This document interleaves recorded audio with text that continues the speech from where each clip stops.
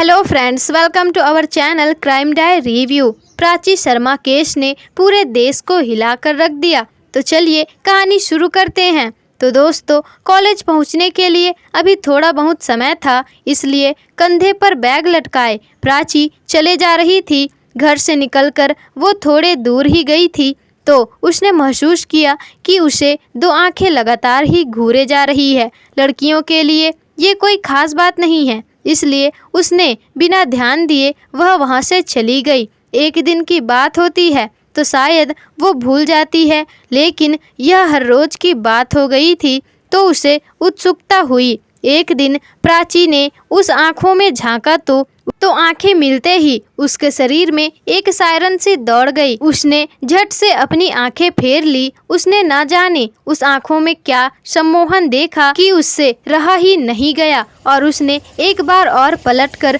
अपनी आंखें उस आंखों में डाल दी और दोबारा आंखें मिली तो उसकी दिल की धड़कन बढ़ गई। उन आंखों में प्राची के लिए प्यार का समुंदर लहरा रहा था। ये देखकर उसका दिल बेचैन हो उठा तो तेजी से वह कॉलेज की ओर बढ़ते गई। कहते हैं कि लड़कियों को लड़कों की आंखों की भाषा पढ़ने में देर नहीं लगती। प्राची भी उस लड़के की आंखों की भाषा पढ़ ली थी। वो कॉलेज तो चली गई, लेकिन उस दिन उसका पढ़ाई में बिल्कुल मन नहीं लगा। बार बार वही आंखें उसके सामने आ जाती थी। नोटबुक और किताबों में भी उसी को वही आंखें दिखाई देती थी। उसका मन बेचैन हो उठता। वो खोई खोई रहती थी। कॉलेज की छुट्टी हुई तो प्राची घर के लिए चली गई। रोज की अपेक्षा वो आज कुछ ज्यादा ही तेज चल रही थी। वो जल्दी उस जगह पहुंच गई जहां उसे वो आंखें घूर रही थी, लेकिन उस समय वहां कोई भी नहीं था। वो उदास हो गई। बेचैनी में वो घर की ओर चल पड़ी। प्राची को घूरने वाले उस चेहरे की तलाश थी। उसे घूरने वाले वो आंखें किसी और की नहीं, बल्कि उसके घर से थोड़े दूर रहने वाले आयुष्मान त्रिपाठी उर्फ मोनू की थी। प्राची काफ़ी दिनों से उसे देख रही थी। उसे वह जानती थी, लेकिन कभी उससे बात नहीं की। इधर उसने महसूस किया था कि आयुष्मान उससे अक्सर टकरा जाता था, लेकिन उससे आंखें मिलाने की हिम्मत नहीं कर पाता था।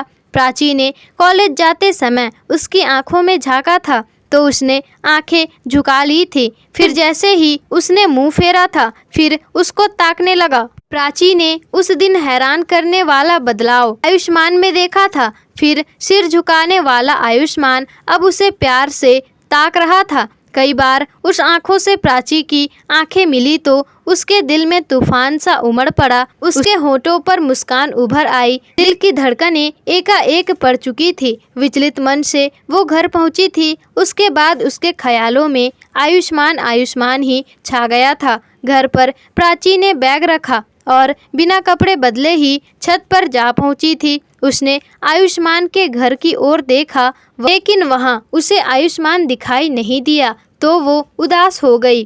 तो उसका मन फिर से उन आँखों को देखने को हो रहा था, लेकिन उस समय वो आँखें दिखाई नहीं दे रही थी। वो उसी के बारे में ही सोच रही थी। तभी नीचे से उसकी माँ की आवाज़ आई, प्राची, आज तुझे क्या हो गया है कि आते ही छत पर चले गई? कपड़े भी नहीं बदले हैं और खाना भी नहीं खाया है। चल जल्दी नीचे आ जा, मुझे अभी बहुत काम करने हैं। ये बात सुनकर प्राची ऊपर से ही बोली, आई माँ। उसने कहा कि टहलने का मन था, इसलिए छत पर आ गई थी। प्राची ने एक बार और आयुष्मान की छत की ओर देखा। वो दिखाई नहीं दिया तो वो उदास होकर नीचे आ गई। रात को खाना खाने की इच्छा भी नहीं थी, लेकिन माँ को क्या कहती, इसलिए थोड़ा सा खाना खाई और जाकर अपने बेड पर लेट गई। लेकिन आँखों में नींद नहीं थी। आंखें बंद करती तो उसे आयुष्मान की बोलती हुई आंखें दिखाई दे रही थी। करवट बदलते हुए किसी तरह नींद आई तो उसने सपनों में भी उन्हीं आँखों को प्यार से निहारते हुए देखा। दूसरी ओर आयुष्मान भी कम बेचैन नहीं था। सुबह तो समय निकालकर उसने प्राची को देख लिया था, लेकिन रात के समय देर हो जाने के कारण वो प्राची को नहीं देख पाया था। इसलिए अभी अगले दिन के इंतजार के समय कट ही नहीं रहा था। वैसे भी इंतजार की घड़ियां काफी लंबी होती है। अगले दिन सुबह वह जल्दी उठकर कॉलेज जाने की तैयारी कर रही थी, लेकिन समय लग रहा था कि समय बीत ही नहीं रहा है।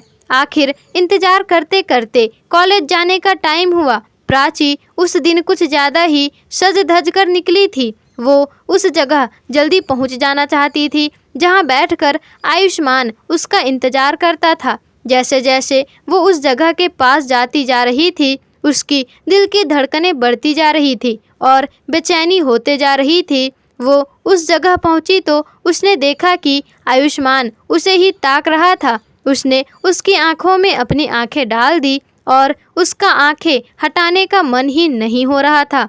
लेकिन राह चलते यह सब ठीक नहीं था। ऐसी बातें तो लोग ताड़ते भी बहुत जल्दी हैं, तो उसे पलट पलट कर भी नहीं देख सकती थी।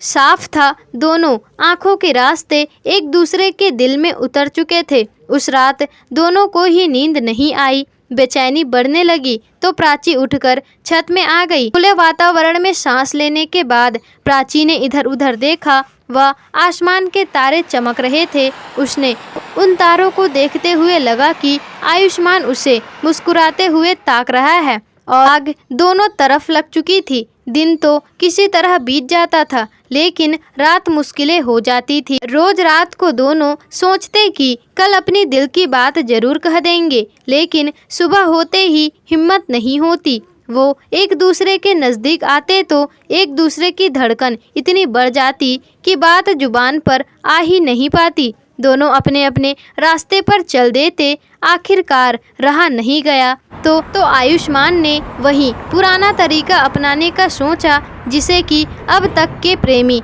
आज तक अपनाते आ रहे हैं। उसने अपनी दिल की बेचैनी प्राची तक पहुंचाने का विचार किया। रोज की तरह ही प्राची कॉलेज के लिए निकली थी और आयुष्मान वहीं उसी जगह पर ही प्राची का इंतजार कर रहा था। जैसे ही प्राची उसके नज़दीक पहुंची तो उसने रात में लिखा हुआ पत्र उसके सामने फेंक दिया और बिना नजरें मिलाए वहां से चला गया। और प्राची ने इधर उधर देखा और चुपके से उस खत को उठाकर अपने बैग में डाल दिया। कॉलेज पहुंचते ही उसने अकेले में उस कागज को निकाला। उसने उस कागज को जल्दी से खोला। उसमें लिखा था, प्रिय प्राची, मैं तुम्हें बहुत प्यार करता हूँ। मुझे मालूम है कि तुम भी मुझसे उतना ही प्यार करती हो, फिर भी पता नहीं क्यों मैं तुमसे यह कह नहीं पाया। तुम्हारे करीब जाते ही जुबान से शब्द ही नहीं निकलते, इसलिए दिल की बात इस कागज के चिट्ठे पर लिखकर तुझे भेज रहा हूँ। मुझे पूरा विश्वास है कि तुम्हारे मन में भी वही सब है, फिर भी एक बार जानना चाहता हूँ कि तुम भी अपने दिल की बात इस कागज में उतार कर मेरे तक पहुँचा सकती हो। तुम्हारे प्यार में पागल आयुष्मान। उस कागज का एक एक शब्द प्राची के दिल में उतर गया। वह मन ही मन खुशी से उछलने लगी थी, क्योंकि उसके मन की मुराद तो पूरी हो चुकी थी। वो अपने आप को सौभाग्यशाली समझ रही थी।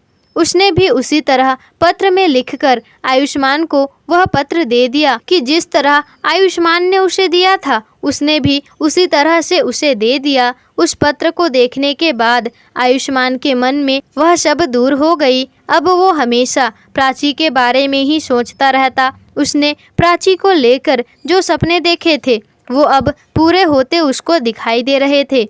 दोनों चोरी छिपे मिलने लगे तो दोनों का प्यार परवान चढ़ने लगा। आयुष्मान त्रिपाठी उर्फ मोनू सीतापुर माहौली कस्बा में रहने वाले जयप्रकाश त्रिपाठी व विनीता त्रिपाठी का इकलौता बेटा था और इकलौता होने के वजह से वह अपने माँ बाप का काफ़ी ज़्यादा लाडला था। ये बात उन दिनों की है जब वे बीए की पढ़ाई कर रहे थे और उसका ननिहाल जिला थाना रामचंद्र मिशन उनका सरायकाय मोहल्ला में था। उसके नाना हरिकन नाथ उन्हें फल उगाने की आदत थी। उनके काम में उनका बेटा विशाल उर्फ भोला मदद करता था। आयुष्मान ज़्यादातर ननिहाल में ही रहता था। नाना के घर में रहने से उसके नाना के घर के पास रहने वाली प्राची पढ़ रही थी। वहीं उसे दिन में एक बार भी नहीं देखता तो उसे चैन नहीं मिलता। प्राची के पिता अजित का शाहज के केरूगंज में मेडिकल स्टोर था। उनके परिवार में पत्नी सुमन के अलावा 2 बेटे रजत और ऋतिक और एक बेटी प्राची थी। रजत बरेली में बीटेक कर रहा था, जबकि प्राची अभी बीसीए कर रही थी। उससे छोटा ऋतिक 9वीं कक्षा में पढ़ रहा था। अब इकलौती बेटी होने की वजह से वह भी अपने माँ बाप की एक लाडली बेटी थी। किशोर अवस्था में कदम रखते ही हसीन ख्यालों में खोने का जैसे ही समय आया, कॉलेज आने जाने में आयुष्मान की नज़र उस पर पड़ी तो वो उसके दिल में उतर गई। इसकी वजह थी कि वह इतनी सुंदर थी कि वह किसी के भी दिल में उतर सकती थी। संयोग से आयुष्मान को भी वो पसंद करने लगी, इसलिए आयुष्मान की चाहत जल्द ही पूरी हो गई। प्यार का इजहार हुआ। जो प्राची और आयुष्मान चोरी चोरी एक दूसरे से मिलते रहे। दोनों जब भी मिलते उन्हें लगता कि दुनिया जहान की खुशियाँ उन्हें मिल गई है। उसके बाद आयुष्मान नाना के यहाँ रहकर उसके मामा की मदद करने लगा था। दोनों के पास एक दूसरे के मोबाइल नंबर थे। समय मिलने पर वे लंबी लंबी बातें भी किया करते थे। इससे उनकी करीबियाँ और भी बढ़ती गई। प्राची के घर में किसी को भी पता नहीं था कि उसके कदम बहक चुके हैं। वह एक लौती बेटी थी, इसलिए उसके पिता चाहते थे कि वह पढ़ लिख कर उनका नाम रोशन करे, जबकि उनकी बेटी पढ़ाई को भूलकर कुछ और ही काम कर रही थी। कोई भी माता पिता नहीं चाहता कि उनकी बेटी प्यार मोहब्बत में पड़े। इसकी वजह यह है कि आज भी हमारा समाज इसे अच्छा नहीं मानता, लेकिन प्यार करने वाले इसकी परवाह नहीं करते। उनकी अपनी अलग ही दुनिया होती है। वे खुद की रची दुनिया में खोए रहते हैं। ऐसे ही सपनों की दुनिया में आयुष्मान और प्राची भी खो गए थे। धीरे धीरे 2 साल बीत गए। इसके बीच किसी को भी उनके प्यार की भनक भी नहीं लगी। लेकिन यह एक ऐसी चीज़ है जो कभी ना कभी सामने तो आ ही जाती है। आखिर प्राची और आयुष्मान की प्यार की कहानी प्राची के घरवालों के सामने आ गई। मोहल्ले के किसी औरत ने प्राची व आयुष्मान को एक साथ में देख लिया तो उसने यह बात प्राची के माँ सुमन को बता दी। बेटी के बारे में यह सब सुनकर सुमन सन्न रह गई। इसका मतलब साफ था कि उनकी बेटी इतनी बड़ी हो गई थी कि उनकी आंखों में धूल झोंक सके। उन्होंने तुरंत प्राची को बुलवाकर डांटते हुए पूछा, तू उस आयुष्मान के साथ कहाँ घूमती फिर रही है? कौन आयुष्मान? प्राची ने इस तरह पूछा कि वह किसी आयुष्मान को जानती ही नहीं। झूठ बोलने से कोई फायदा नहीं है। मैं विशाल के भांजे आयुष्मान की बात कर रही हूँ। इस मोहल्ले में दूसरा कोई आयुष्मान नहीं। इससे तुझे पता होना चाहिए कि मैं उसी आयुष्मान की बात कर रही।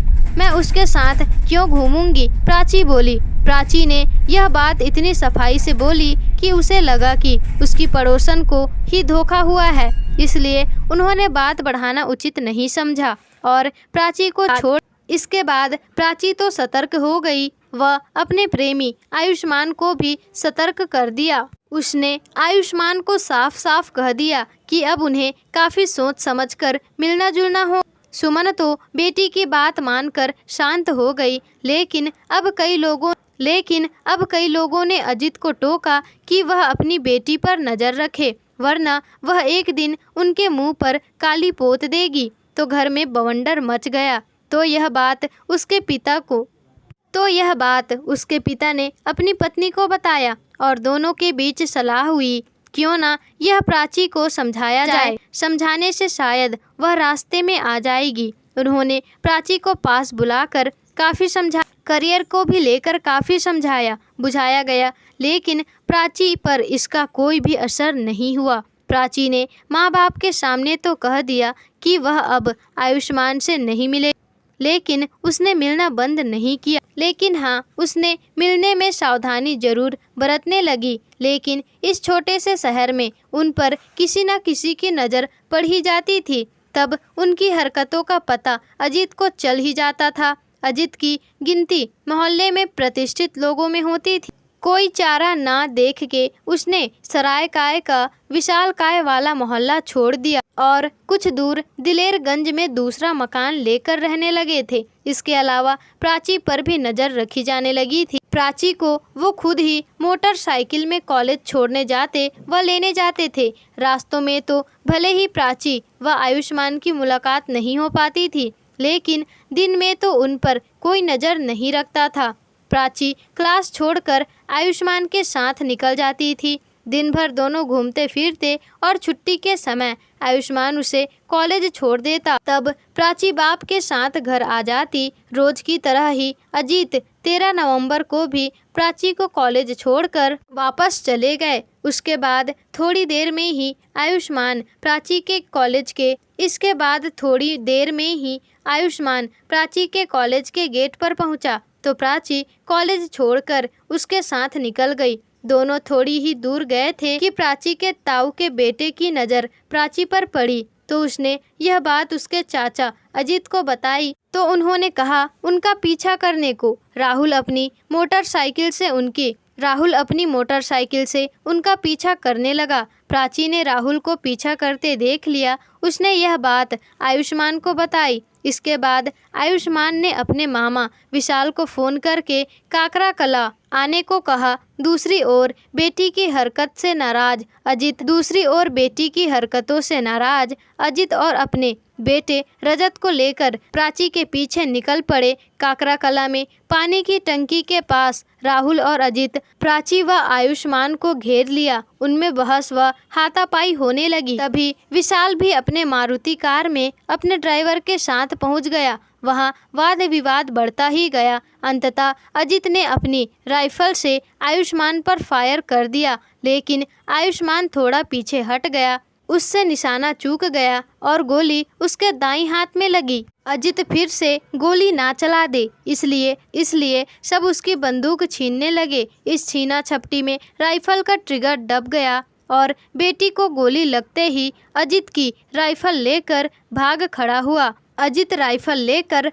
खड़ा हुआ। प्राची को बाईं ओर गोली लगी। रजत ने घायल प्राची को विशाल के कार में बैठाया और फिर जिला अस्पताल पहुंचाया। वहां डॉक्टर ने उसे जांच कर मृत घोषित कर दिया। हॉस्पिटल ने ही मृत्यु की घटना थाना सतर बाजार को दे दी गई। परिणाम स्वरूप थाना अधिकारी वहां पहुंच गए। पुलिस ने प्राची के भाई रजत को हिरासत में ले लिया। घटना स्थल में पुलिस ने खाली मैगजीन जब्त कर लिया। आयुष्मान अस्पताल में भर्ती था। पुलिस ने घटना के बारे में पूछताछ की और अब पूरी कार्यवाही करने के बाद प्राची के शव को पोस्टमार्टम के लिए भेज दिया गया। पुलिस ने रजत को लाकर पूछताछ की। इस पूरी पूछताछ में उसने पूरी कहानी बता दी, जिससे पुलिस ने आयुष्मान के नाना को बंदी बनाकर रजत व राहुल के खिलाफ अपराध संख्या 842/2013 पर 302, 307, 504, 605, 302, 307, 504, 506 के तहत मुकदमा दर्ज किया गया व अदालत में पेश किया, जहां से उसे जेल भेज दिया गया। अजित व राहुल को पुलिस गिरफ्तार नहीं कर चुकी थी। अजित व राहुल को पुलिस गिरफ्तार नहीं कर पाई थी। पुलिस दोनों की तलाश कर रही थी। पोस्टमार्टम के बाद प्राची का अंतिम संस्कार कर दिया गया। आयुष्मान खतरे से बाहर था। तो कहानी यहीं पर ख़त्म होती है। आशा करते हैं आपको कहानी ज़रूर ही पसंद आई होगी और अगर वीडियो अच्छी लगी हो तो वीडियो को लाइक शेयर कमेंट कर दीजिएगा और अगर चैनल को सब्सक्राइब नहीं किया है तो चैनल को सब्सक्राइब करके बेल आइकन ज़रूर ही प्रेस कर दीजिएगा, जिससे कि ऐसी ही सच्ची घटना पर आधारित कहानी आपके सामने आते रहे।